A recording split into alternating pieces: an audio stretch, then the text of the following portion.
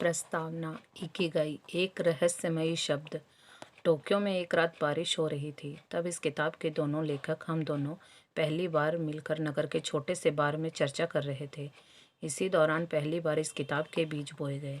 इससे पहले कई बार हम दोनों ने एक दूसरे की किताबों को पढ़ा था, लेकिन यह पहली बार ही था जब हम एक दूसरे से मिल रहे थे। हम दोनों जापान की राजधानी से हजारों मील दूर रहते थे, लेकिन दोनों की पसंद का विषय एक ही था। शायद यही वजह थी कि हम उस रोज़ मिल रहे थे। उस मुलाकात की वजह से ही इस किताब का निर्माण हुआ है। उस मुलाकात के करीब 1 साल बाद हम दोनों दोबारा मिले। टोक्यो के बगीचे में टहलते हुए हमने पाश्चात्य मनोविज्ञान और खासकर के उस लोगोथेरेपी के बारे में बातचीत की, जो लोगों को अपने जीवन का मकसद ढूंढने में मदद करती है। हमारी बातचीत में एक बात उभर कर आई कि आजकल के मनोचिकित्सक विक्टर फ्रैंकल की बताई हुई लोगोथेरेपी का इस्तेमाल कम करते हैं। इसकी बजाय वे कॉलेजों में सिखाई जाने वाली बातों को प्रमाण मानते हैं। लेकिन आज भी लोग अपने जीवन का सही मकसद जानने में नाकामयाब होते रहते हैं। हम हमेशा ही अपने आप से ये सवाल पूछते रहते हैं, मेरे जीवन का उद्देश्य क्या है? क्या ज़्यादा से ज़्यादा साल जिंदा रहना ही जीवन का लक्ष्य है, या इससे भी बड़ा और इससे अलग कोई और उद्देश्य है? कुछ लोगों को यह पता होता है कि उन्हें क्या चाहिए और वे उस लक्ष्य को प्राप्त करने के लिए ही जीते हैं, जबकि कुछ लोग हमेशा दुविधा में जीते रहते हैं। ऐसा क्यों होता है? तब हमारी चर्चा में एक शब्द बार बार आया, और वह जादुई शब्द था इकिगाई। यह एक जापानी संकल्पना है। इसका सामान्य अर्थ है हमेशा व्यस्त रहने से मिलने वाला आनंद। लोगोथेरेपी की तरह इसका मकसद भी अपने जीवन का उद्देश्य ढूंढना है, लेकिन इसमें काफ़ी गहरा अर्थ छुपा हुआ है। इकिगाई शब्द जापान के लोगों की लंबी आयु का रहस्य बताता है। ओकिनावा जैसे शहर में रहने वाले लोगों की आयु काफ़ी ज़्यादा होती है। यहाँ पर प्रति 1 लाख लोगों में से 24.55 लोग 100 से ज़्यादा उम्र के पाए जाते हैं। वैश्विक स्तर की तुलना में यह अनुपात काफ़ी ज़्यादा है। जिन लोगों ने यह राज पता लगाने के लिए अध्ययन किया है कि इस द्वीप के लोग बाकी जगहों की तुलना में लंबी उम्र जीते हैं, उनका कहना है कि अच्छा भोजन, ग्रीन टी तथा अच्छा मौसम हवाई शहर के मौसम की तरह यहाँ का माहौल भी काफ़ी अच्छा और सुखद होता है, इसमें बड़ी भूमिका निभाते हैं। लेकिन यहाँ के लोगों के ज़्यादा साल जीने के पीछे की असली वजह होती है इकिगाई।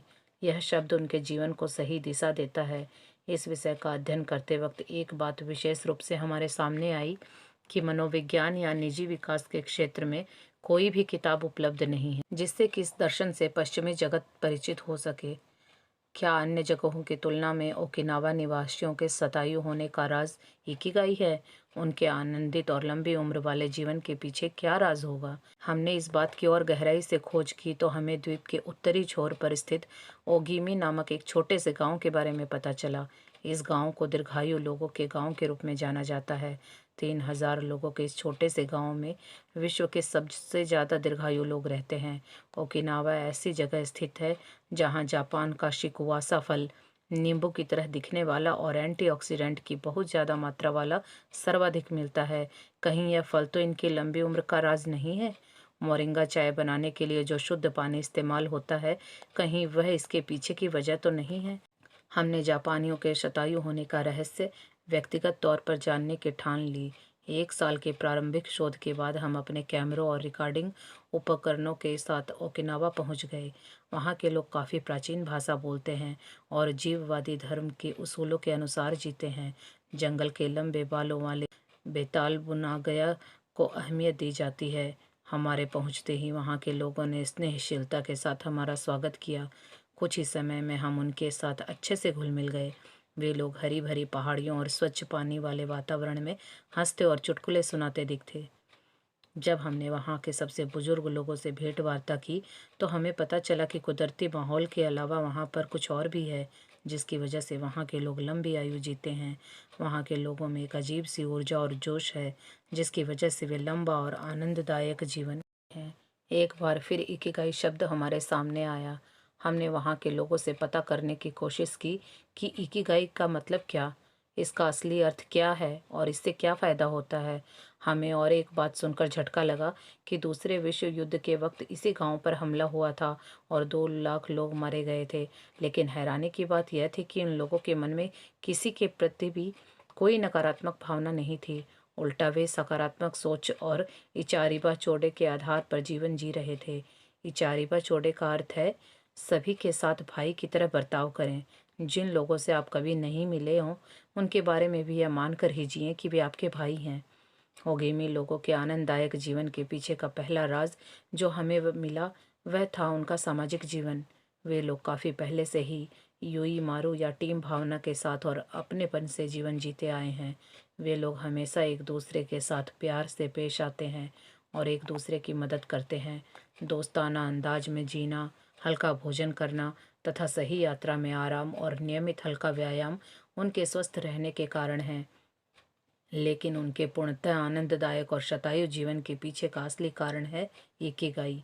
वे हर दिन को इकिगाई के हिसाब से जीते हैं।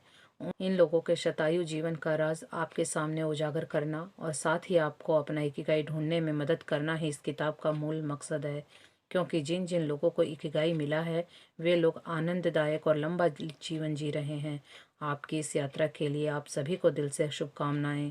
हेक्टर गार्सिया और फ्रांसिस्को मिरालेस। चैप्टर 1 इकिगाई, बढ़ती उम्र में भी युवा रहने की कला। आपके अस्तित्व की वजह क्या है? जापानी लोगों का ऐसा मानना है कि हर एक के जीवन का एक इकिगाई होता है। शायद फ्रांस के दार्शनिक इसे जीवन का उद्देश्य कहेंगे या अन्य देशों के लोग किसी और नाम से पुकारेंगे। इकिगाई हर एक के अंदर छुपा हुआ होता है। कुछ लोगों को अपना इकिगाई मिल जाता है तो कुछ लोग उसकी खोज में होते हैं। हमारा इकिगाई हमारे भीतर काफ़ी गहराई तक छुपा हुआ होता है और उसे खोजने के लिए संयम की आवश्यकता होती है। ओकिनावा के लोग कहते हैं कि उनके सुबह उठने के पीछे एक ही वजह होती है और वह है उन्हें मिला हुआ उनका इकिगाई। कुछ भी करो लेकिन कभी भी रिटायर मत होना। एक बार आपको अपना इकिगाई स्पष्ट हो जाए तो फिर सुख और संतुष्टि अपने आप मिलती है। जीवन को असली अर्थ मिलता है। इस किताब के माध्यम से आपको आपका इकिगाई मिले और जापानी लोगों के तन, मन व बुद्धि से हमेशा स्वस्थ रहने के पीछे का राज आप समझ पाएं। यही इस किताब के पीछे की मूल वजह है। आप यह जानकर हैरान हो जाएंगे कि रिटायर होने के बाद भी वहाँ के लोग हमेशा काफ़ी सक्रिय और व्यस्त रहते हैं। सच बात तो यह है कि जापान के लोग रिटायर होते ही नहीं हैं। जब तक उनका शरीर साथ देता है वहाँ के लोग अपना पसंदीदा काम करते रहते हैं। महत्वपूर्ण बात यह है कि जापानी भाषा में रिटायर शब्द के लिए कोई भी शब्द नहीं है। जैसे अंग्रेजी में एक उम्र के बाद नौकरी या काम बंद करने के लिए रिटायरमेंट शब्द है, वैसा कोई शब्द जापानी भाषा में नहीं है। नेशनल ज्योग्राफिक के रिपोर्टर डैन ब्यूटेनर ने काफ़ी समय जापान में बिताया है और उनका कहना है कि जापानी लोगों को अपने जीवन का उद्देश्य इतना महत्वपूर्ण लगता है कि उनके यहाँ पर रिटायरमेंट की कोई संकल्पना ही नहीं है। अधिकतर युवा लोगों का द्वीप।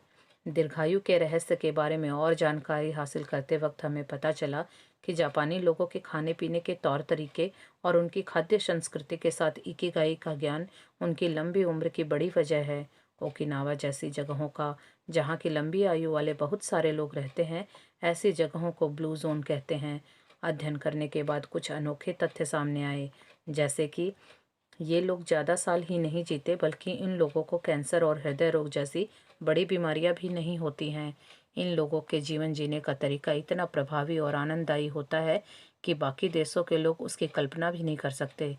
खून में उपलब्ध जिस चीज़ की वजह से उम्र बढ़ने की प्रक्रिया होती है उसकी मात्रा इन लोगों में कम होती है। इसका श्रेय वे 80% पेट भरने तक खाना खाने और चाय पीने की आदत को देते हैं।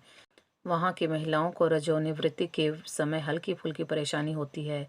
इतना ही नहीं, विश्व के बाकी लोगों की तुलना में इन जगहों के स्त्री पुरुषों में लैंगिक हार्मोन्स ज़्यादा उम्र तक सक्रिय होते हैं।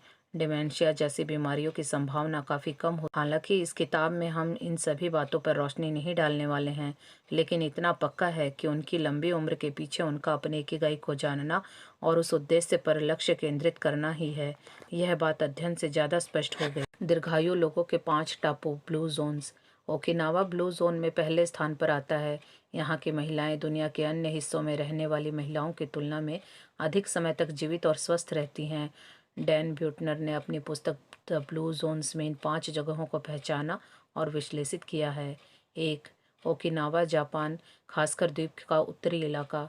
यहाँ के लोग एक छोटी सी प्लेट में टोफू और इस प्रकार की कई सारी उच्च गुणवत्ता वाली सब्जियां डालकर खाते हैं। अपने इकिगाई दर्शन को जानने के साथ मोई यानी कि दोस्तों का एक गुट उनकी लंबी उम्र में बड़ा योगदान करता है। 2. सार्दिनिया, इटली, खासकर न्यूओरो और ओलियास्त्रा का इलाका। यहाँ के लोग बड़ी मात्रा में सब्जियाँ खाते हैं और रोज़ 1 या 2 ग्लास वाइन पीते हैं। ओकिनावा की तरह यहाँ के लोग भी अपनी लंबी उम्र का श्रेय सामाजिक जुड़ाव की भावना को देते हैं। 3. लोमा लिंडा, कैलिफोर्निया। यहाँ के सेवन्थ डे एडवेंटिस्ट इस ग्रुप के लोगों का निरीक्षण किया गया। ये लोग अमेरिका के दीर्घायु लोगों में से हैं। 4. The Nicoya peninsula, Costa Rica. यहाँ के लोग 90 साल के बाद भी सक्रिय होते हैं। यहाँ के लोग खुशी खुशी सुबह 5:30 बजे उठते हैं और अपने खेतों में और बगीचों में काम करते हैं। 5. Ikaria, Greece. यहाँ के समंदर किनारे रहने वाले लोगों में हर 3 में से 1 इंसान 90 साल से ऊपर जीता है, जबकि अमेरिका में इसका प्रतिशत सिर्फ 1 है। इसी वजह से इसको दीर्घायु लोगों का टापू कहा जाता है। 500 बीसी से चली आई जीवन शैली को इसका श्रेय जाता है। किताब के अगले हिस्से में हम ओकिनावा टापू पर रहने वाले लोगों की लंबी उम्र के पीछे के मुख्य कारणों का परीक्षण करेंगे। इन 5 जगहों में से 3 जगह टापू हैं, इस वजह से वहाँ पर सामग्री काफ़ी सीमित है। जाहिर सी बात है कि एक दूसरे की मदद के अलावा दूसरा कोई चारा इन लोगों के पास नहीं रहता। कुछ लोगों के लिए तो दूसरों की मदद करना ही उन लोगों का इकिगाई होता है और वही उनके शतायु जीवन का राज है। जिन वैज्ञानिकों ने 5 ब्लू जोन्स का अध्ययन किया, वे इस नतीजे पर पहुंचे कि दीर्घायु जीवन का राज खाद्य संस्कृति, व्यायाम, इकिगाई को जानना तथा सामाजिक जुड़ाव जैसी बातों में छुपा है। इस समाज के लोग अपने जीवन के समय का प्रबंधन इस प्रकार से करते हैं ताकि कम से कम तनाव आए। इसी के साथ वे मांसाहार भी बहुत कम करते हैं, प्रसंस्कृत पदार्थों का सेवन भी कम करते हैं, मदिरापान भी कम करते हैं।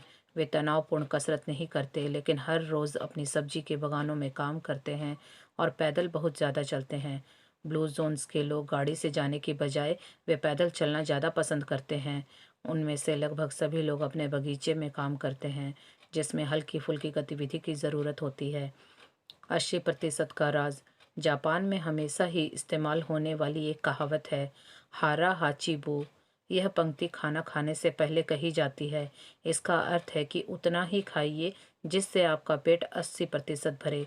यह काफ़ी पुरानी सीख है, जिसमें इतना ना खाने की सलाह दी जाती है कि पेट पूरा भर जाए। यही वजह है कि ओकिनावा के लोग उतना ही खाना खाते हैं जितने में 80% पेट भरे। वे कभी भी पूरा पेट भरने तक खाना नहीं खाते। इसकी वजह से खाना हजम करने में जो ऊर्जा खर्च होती है उसकी बचत हो जाती है।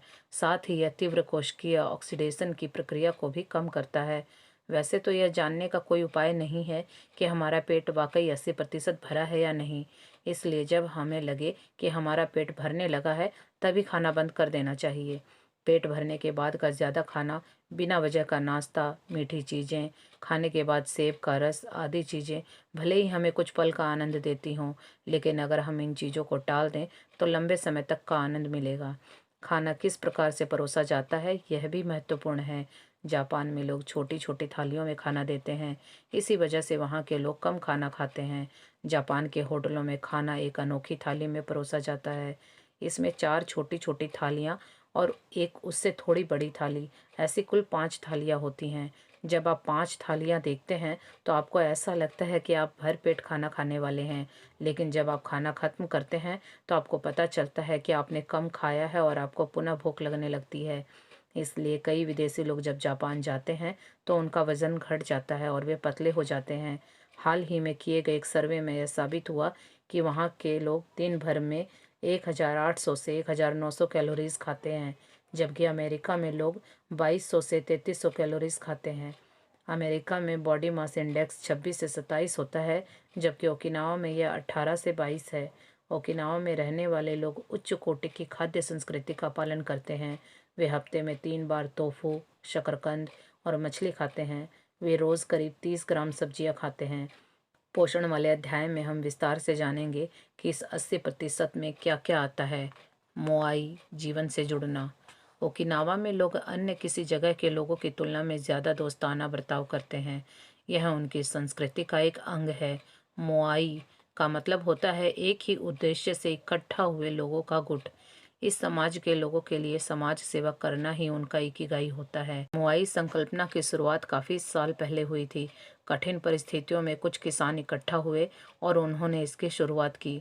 इसके तहत जिसके खेत में कम अनाज उगता था, उसकी बाकी सभी किसान मदद करते थे। मोआई से जुड़े लोग मासिक चंदा तय करते हैं और उसको जमा करते हैं। इस भुगतान से उन्हें बैठकों, भोज, गो एंड शोगी, जापानी शतरंज जैसे खेलों या साझा अभिरुचियों में भाग लेने का मौका मिला है।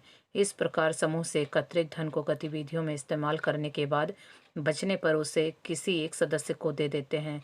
इसका चुनाव रोटेशन के आधार पर किया जाता है।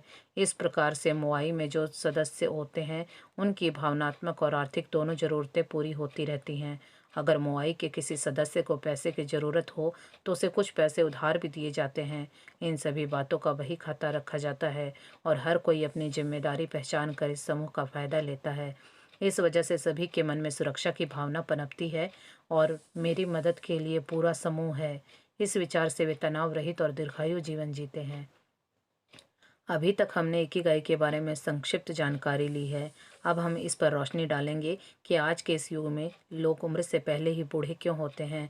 साथ ही यह भी समझेंगे कि इकिगाई का हमें किस प्रकार से फ़ायदा हो सकता है।